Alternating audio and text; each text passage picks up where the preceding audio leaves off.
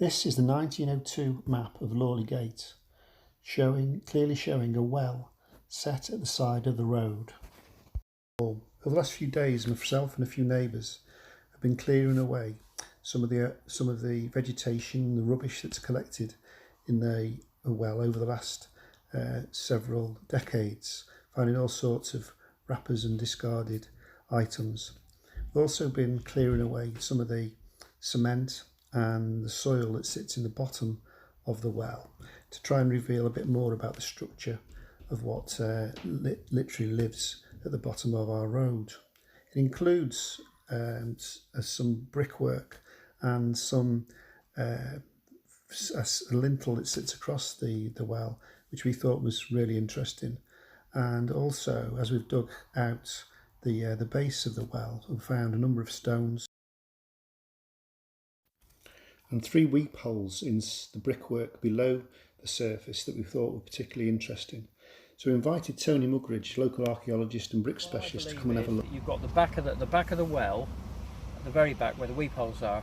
That's around about the time of Queen Anne, George I, that sort of period. So we're talking about the first 20 years of the 18th century for the back of it. That's from the brick size. So they count the yard-made bricks.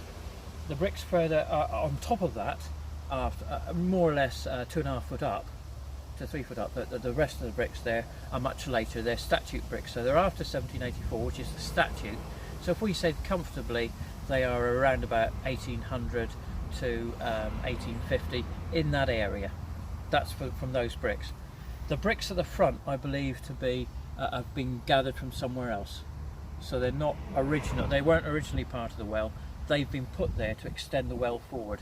And I think that the stone blocks at the back probably date from the later brickwork at the back, if that helps with that.